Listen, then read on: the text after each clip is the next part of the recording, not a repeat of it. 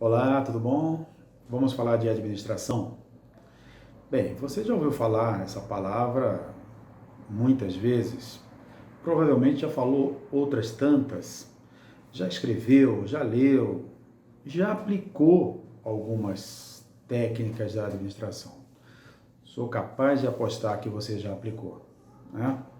Aquele orçamento que você faz das suas contas mensais são um exemplo de recursos da administração, né?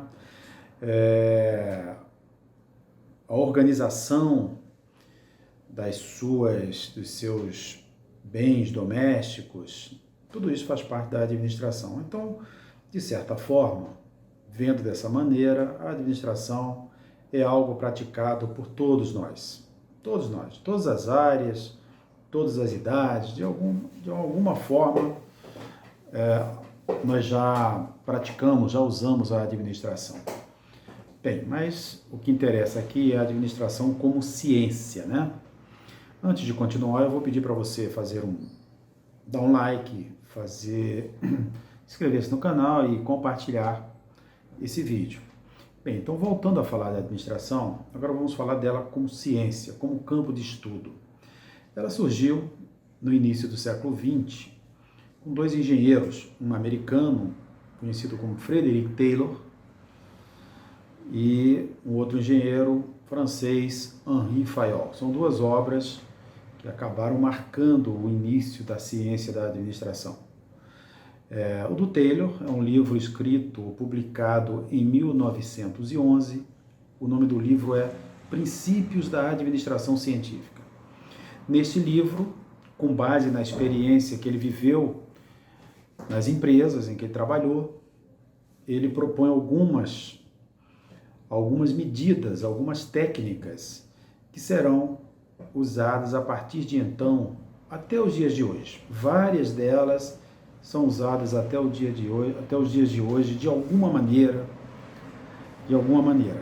Bem, é claro que ele observou determinadas coisas que ocorriam nas empresas e acabou, a partir dali, criando essas medidas inspirados nessas coisas, melhor dizendo. Bem, o que ele observava nas empresas? No início do século XX, as empresas cresciam demais, elas estavam grandes. Então, aquela história, né? O ambiente de negócios está favorável, as empresas vão crescendo, vão vendendo, vão produzindo, sem uma grande preocupação com a eficiência, né? A partir do momento em que ela cresce e há uma concorrência maior, você ser eficiente pode ser fundamental para a sua sobrevivência, pode ser comprometer a sua própria existência. Então, é nesse momento que surge a ciência da administração. Ou, para alguns que acham que não é ciência, né, um campo de estudo da administração. Então no livro do Taylor, ele propõe algumas medidas, são muitas, eu vou falar apenas de umas poucas importantes, que são: primeiro, divisão do trabalho. O trabalho normalmente é complexo. Para você realizar o trabalho, você realiza atividades complexas. Isso serve a atividade de ensino, por exemplo, de vendas. É complexo, né? Ou de produção de alguma coisa. São atividades complexas, ou envolvem atividades complexas. Então é preciso simplificar isso. Como? Dividindo o trabalho. Ele divide essas atividades, esse trabalho, em tarefas simples. E especializa, é a segunda medida, os trabalhadores nessas tarefas simples, de tal forma que ele faça aquelas tarefas, né, os trabalhadores executem aquelas tarefas simples de uma forma repetida. Bem, de tanto repetir, esses operários vão fazer ou executar essas tarefas de uma forma melhor. O que é melhor? Mais rápido, com menos esforço, com menos gasto. Em outras palavras, sendo mais eficiente. Então, eficiência é uma palavra-chave para Taylor. A grande preocupação dele é racionalizar o trabalho a fim de obter eficiência, produzir mais com menos.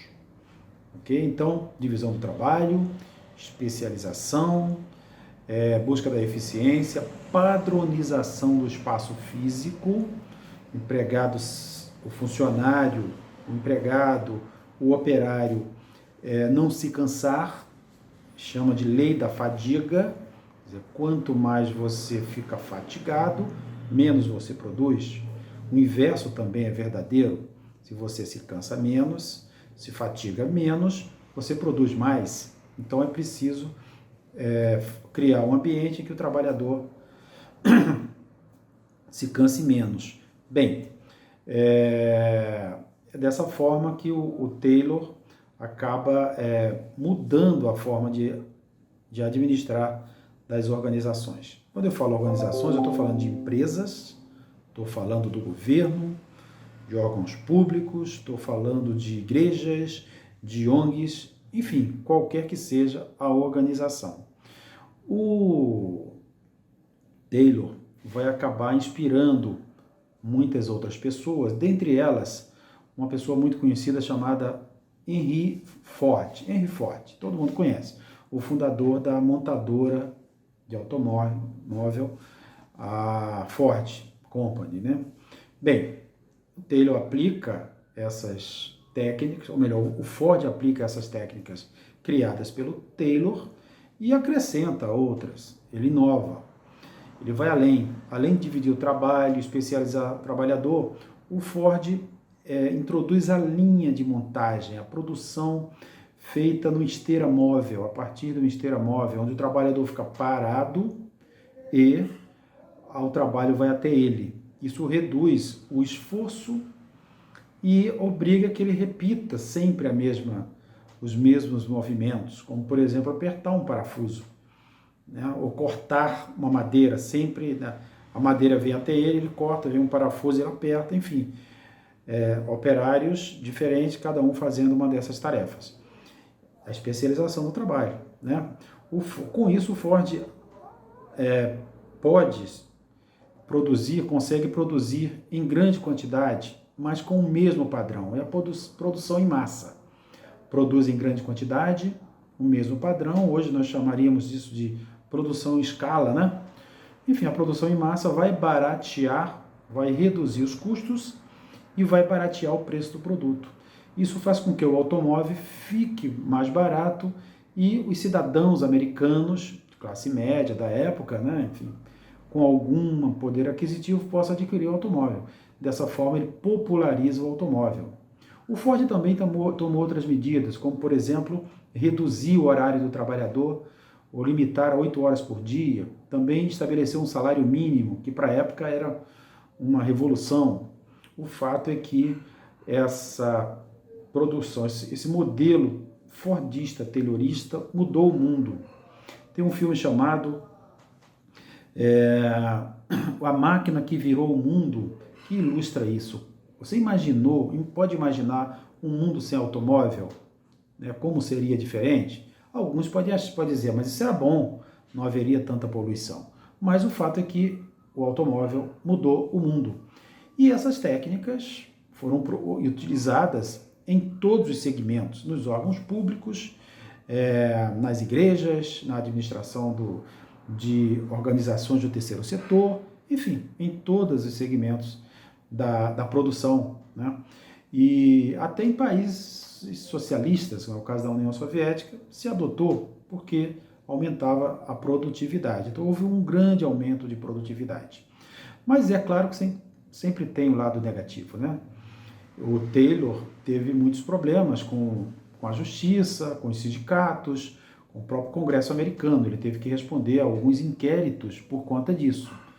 Essa visão, porque esse modelo acaba tornando o trabalho muito repetitivo, muito monótono. O trabalhador passa a ser tratado como uma máquina, como uma peça de uma uma peça de uma engrenagem, né? É o que se chama de mecanicista ou mecanicismo, uma forma de tratar a empresa como uma forma mecânica, mecanicista, né? Como se fosse uma máquina, cada um ocupando um papel bem determinado, que seria a peça dessa engrenagem. É claro que houve muitas críticas, como eu já falei, Um filme que ilustra muito bem essas críticas é o do Chaplin, do Charlie Chaplin, Tempos Modernos, um filme excelente, uma obra-prima, que está aí nas plataformas, né, digitais, para quem quiser assistir.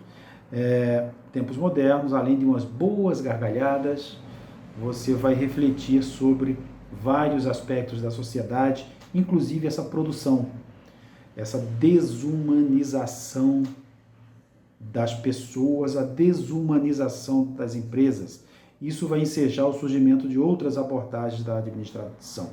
Bem, essa primeira abordagem da administração, os historiadores costumam chamar de teoria da administração científica, outros chamam de escola da administração científica, que acaba sendo usado, inclusive, na educação, a produção em massa da educação, aquele clipe, né, da música do Pink Floyd, né, The Wall, ilustra isso também, né, a produção em massa da educação. Olha só como vai ser aplicado os mais diferentes campos da sociedade. Bem, eu peço que você clique aí dando um like, compartilhe o vídeo, indique para os amigos e dê sugestões se assim o desejar. Então, nós acabamos de falar de teoria da administração científica, a primeira abordagem da administração, a primeira escola da administração, porque na verdade a primeira abordagem é a abordagem clássica, que contempla a teoria da administração científica e a teoria clássica, aquela do Fayol, do outro criador da administração, mas este já é um outro assunto. A gente fala no próximo vídeo, ok? Um abraço, obrigado.